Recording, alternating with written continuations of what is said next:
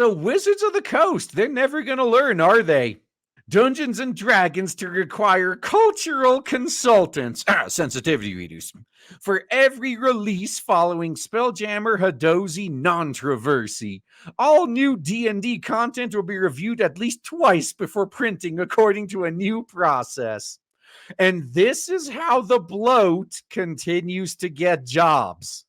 These big ass corporations are so easy to manipulate. It's a good thing I was done with D&D after 4th edition. If I was still attached to this dumpster fire, I might be pissed. Now, Spelljammer's Hadozi race caused quite a bit of controversy when it arrived over the summer. At issue were a bunch of triggered morons on Twitter.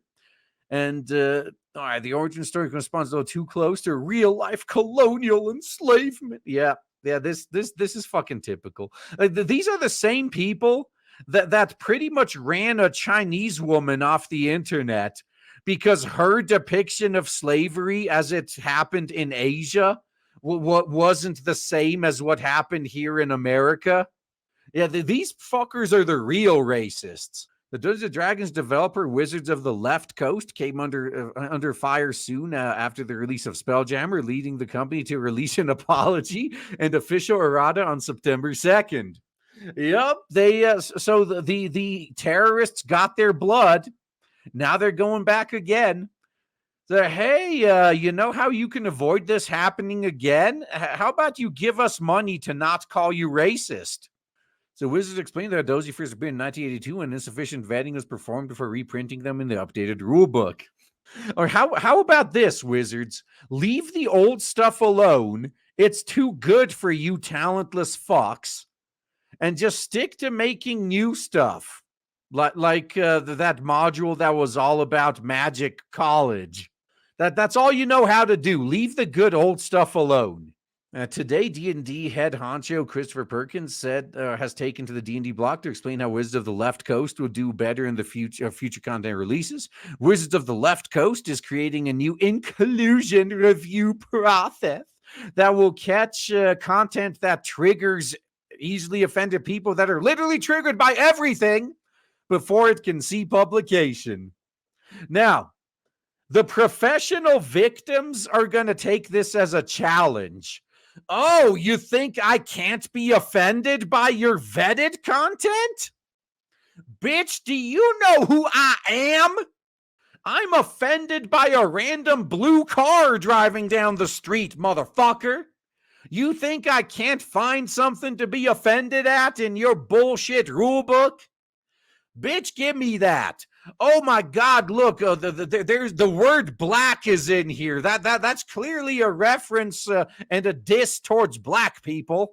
Now, previously, inclusion reviews were done at the discretion of the product lead, who identified which pieces of product needed an outside inclusion review.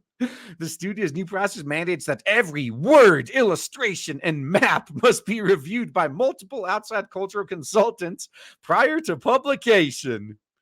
They are stacking on so much fucking bloat to this Now, imagine if there was still someone at the company, and I say imagine because it's obviously not true, but imagine there was someone competent still at that company that actually cared about the setting and wanted to do it justice. Like they remember the Forgotten Realms and how awesome that shit was. And they're like, oh man, I have some good ideas too. Maybe I can make the next Forgotten Realms. Oh, it's going to be so good. And then every little thing gets kicked back from the censors, basically. Nope. Some idiot found this offensive. You can't do that. No, you can't say that. No, you can't use those words. Nope, the characters can't look good. They have to be as ugly as possible. Eventually, even if they used to care, if that doesn't drive them to immediately quit, what happens is like they eventually just start looking at this as nothing but a paycheck. For all future D&D printings, Wizards of the Left Coast will perform at least one review for each phase of the product: text creation, art creation, and the final product. At each phase, reports from consultants will be shared with the studio leadership team, and the process will also apply to any reprinted products as well. Spelljammer is about to have its first reprint since releasing in August, and the reprinted books will include the recent errata that corrects Hadozi's origin story. That censors the origin story, yes. So just as D&D is a living game, it's a dead game. Unless you're on older versions. And changes as we get brainwashed, so too will our inclusion review process evolve and improve. Now, we will do our best to make this process as diligent, methodical, and universal as possible, better ensuring that our products bring joy rather than cause pain to our fans. If he legitimately thinks that, then man, this guy's such a poor fool.